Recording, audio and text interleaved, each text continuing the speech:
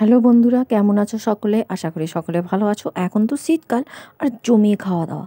আর এই শীতকালে ওঠে নতুন আলু।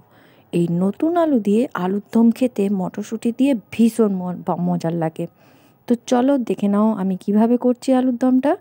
তো নতুন আলুগুলো আমি চপা সমেতই সেদ্ধ করতে কুকারে দিয়েছি। বেশ কয়েকটা 3-4টে সিটি মারা হয়ে গেলে আলুগুলো সেদ্ধ হয়ে যাবে। দিলে কুকারটা নামিয়ে রেখে দেবো আর চপাগুলো ছাড়িয়ে নেব। এবার একটা কড়াতে তেল দিয়ে তার মধ্যে খানিকটা হলুদ দিয়ে দেবো। তারপর যে আলুগুলো ছাড়িয়ে রেখেছিলাম সেই আলুগুলো ওর মধ্যে দিয়ে দেবো। এবার দিয়ে দেবো আমি ওর সঙ্গে পরিমাণ মতো নুন দিয়ে ভালো করে হলুদের সঙ্গে আলুগুলো দিয়ে ভাজা ভাজা করে একদম লাল লাল করে ভেজে নেব। আলুগুলো লাল লাল করে ভাজা হয়ে গেলে সেই কড়াতেই দিয়ে দেবো আমি খানিকটা সর্ষের তেল আর দিয়ে দেবো 2টো তেজপাতা, একটা শুকনো লঙ্কা আর গোটা জিরে।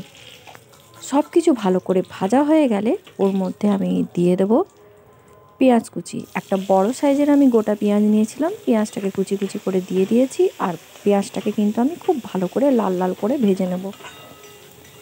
পেঁয়াজটা ভালোভাবে ভাজা হয়ে গেলে ওর মধ্যে আমি দিয়ে দেবো আদা রসুন বাটা আর পরপর সব শুকনো লঙ্কা, গুঁড়ো লঙ্কাগুলো, শুকনো লঙ্কার গুঁড়ো, হলুদের গুঁড়ো, জিরের গুঁড়ো আর কাশ্মীরি লঙ্কার গুঁড়ো,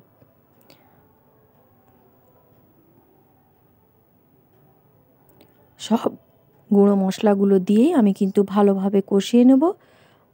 আর ভালোভাবে কষানো হয়ে গেলে ওর মধ্যে আমি দিয়ে দেবো মটরশুঁটি। প্লিজ বন্ধুরা স্কিপ না করে পুরো ভিডিওটা দেখো, আশা করি অবশ্যই ভালো লাগবে। আর এইভাবে রান্না করলে আলুর দমটাও খেতে জাস্ট ফাটাফাটি হবে। প্লিজ এই নতুন আলুর দম মটরশুঁটি দিয়ে তোমরাও একবার বাড়িতে অবশ্যই ট্রাই করো। লুচি পরোটা দিয়ে ভীষণ খেতে ভালো লাগে। তাই প্লিজ তোমরা একবার অবশ্যই বাড়িতে ট্রাই করো আর ট্রাই করে আমাকে অবশ্যই জানিও যে কেমন হয়েছিল খেতে। তো মশলাগুলো ভালোভাবে কষিয়ে নেব। কষানো হয়ে গেলে যে ভেজে রাখা আলুগুলো লাল লাল করে ভেজে রেখেছিলাম সেই আলুগুলো ওর মধ্যে দিয়ে দেব।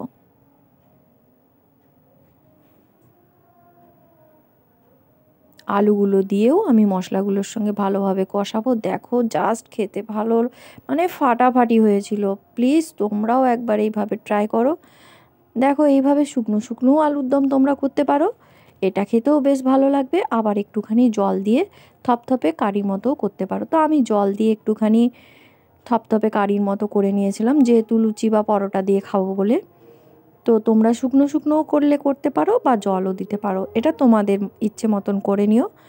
তো জল দিয়ে দিয়েছি। এরপর সবশেষে গরম মশলা দিয়ে আর শীতকালের ধনেপাতা, ফ্রেশ ধনেপাতা দিয়ে নামিয়ে নিলেই তৈরি হয়ে যাবে ছোট নতুন আলুর দম মটরশুঁটি দিয়ে।